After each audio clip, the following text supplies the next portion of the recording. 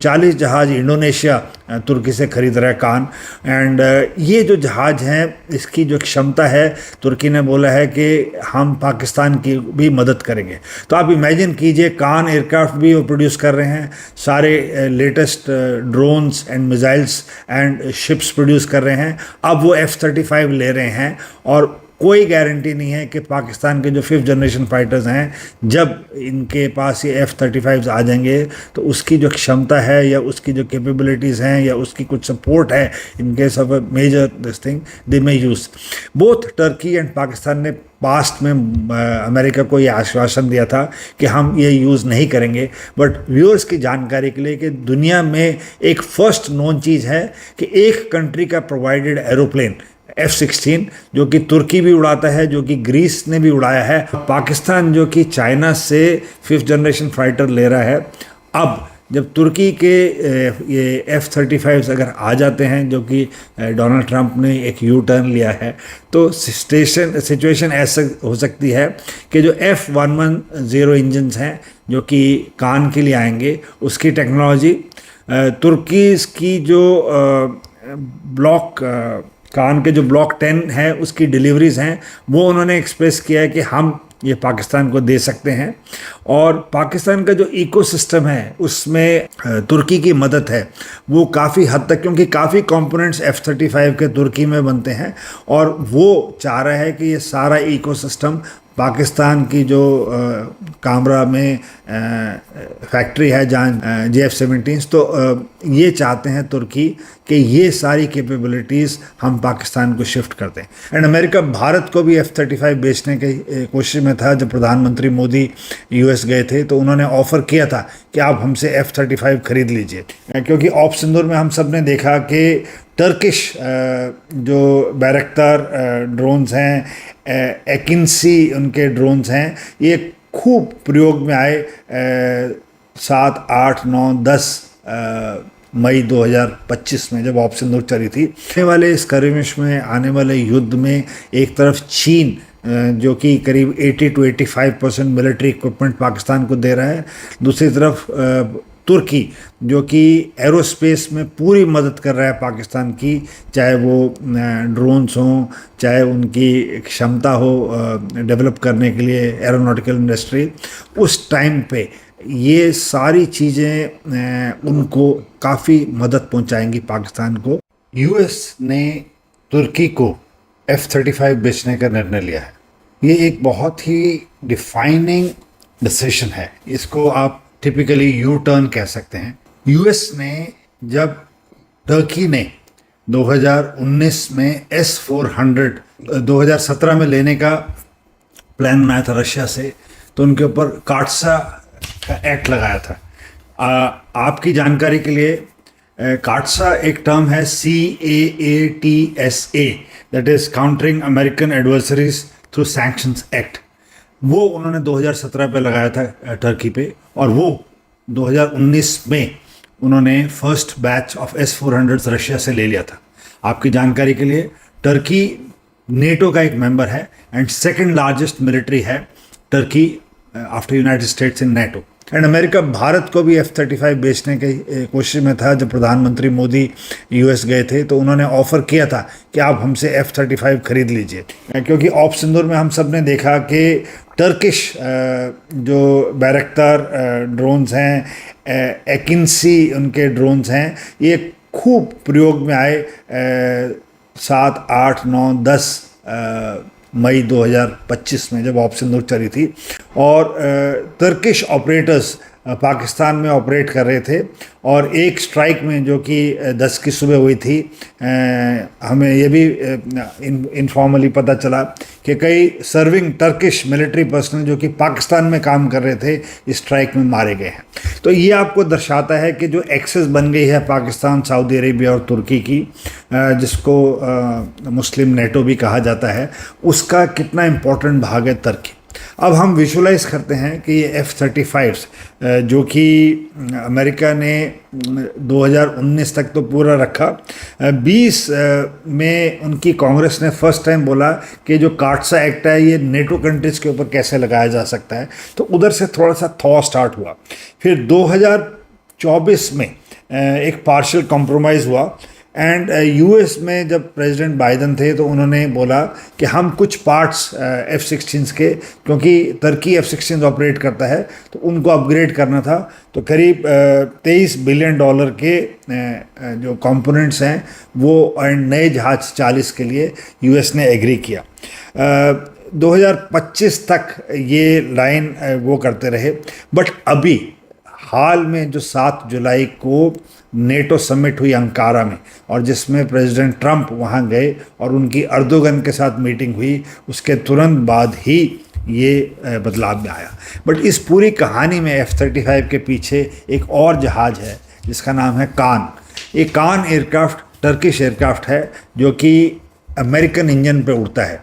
इसके अंदर F110 engine रहता है, और जो कंसर्न है अमेरिका का वो बिल्कुल जेन्युइन है, क्योंकि टर्की F-35 ऑपरेट करेगा और उनके पास S-400 भी हैं जो कि एक रशियन एयर डिफेंस इक्विपमेंट है।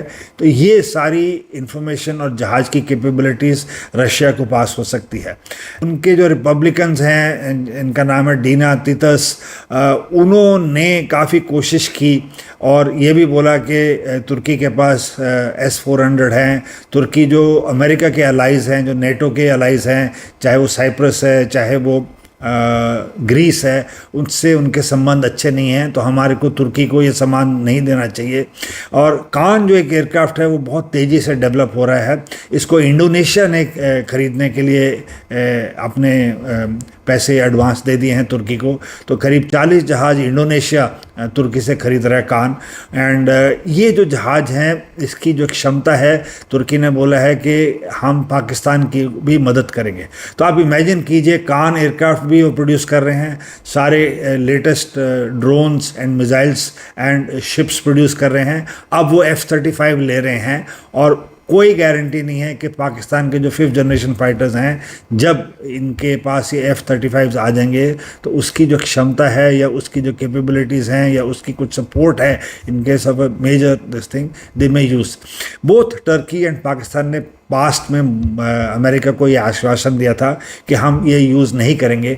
बट व्यूअर्स की जानकारी के लिए कि दुनिया में एक फर्स्ट नोन चीज़ है कि एक कंट्री का प्रोवाइडेड एरोप्लेन F-16 जो कि तुर्की भी उड़ाता है, जो कि ग्रीस ने भी उड़ाया है, आपस में कई बार भिड़ गए हैं। तुर्की और ग्रीस के संबंध अच्छे नहीं हैं, ये सारी दुनिया जानती हैं। और जो एगियन एयर स्पेस है वो यूरोपियन कंट्रीज़ को, नेटो अलाइज को लड़ाई की तरफ ले आए हैं। सबसे बड़ी स्कर्मिश 1987 और 1996 में युद्ध स्टार्ट हो गया था। बट उसके बाद एक 2006 का इंसिडेंट है, मुझे याद है, जबकि एक तुर्किश F-16 एक ग्रीस के F-16 के साथ टकराया था। और ये पहली बारी है कि एक ही टाइप का aircraft flown by 2 different countries fought against each other, और उन्होंने हवा में उनका कोलिशन हुआ। 2019 से रेगुलरली तुर्की के F-16 ग्रीस की एयर स्पेस वायलेट करते हैं। 2019 में करीब 99 टाइम्स पूरे साल के अंदर ये एयर स्पेस वायलेट हुई है, और कई बारी इनकी डॉग फाइट्स और स्कर्मिशेस हुई हैं। तो अमेरिका जानता है कि तुर्की के पास अगर कोई कैपेबिलिटी आ जाती है और उसका जो यूजेज है वो कहीं और भी कर सकता है। तो इनको ध्यान में रखते हुए मैंने सोचा कि एक आपके साथ सम की पॉइंट्स शेयर करता हूँ जो कि भारत के लिए बहुत मायने रखेंगे आने वाले दिनों में। तो सबसे पहले है कि ग्रीस है, उसका जो यूजेज है कि रूल पास होने के बाद भी तुर्की वो जहाज़ उनके अगेंस्ट यूज़ कर रहा है, और पाकिस्तान जो कि चाइना से 5th जनरेशन फाइटर ले रहा है। अब जब तुर्की के ये F-35 अगर आ जाते हैं, जो कि डोनाल्ड ट्रंप ने एक यू टर्न लिया है, तो सिचुएशन ऐसा हो सकती है कि जो F110 इंजन्स हैं जो कि कान के लिए आएंगे, उसकी टेक्नोलॉजी तुर्की की जो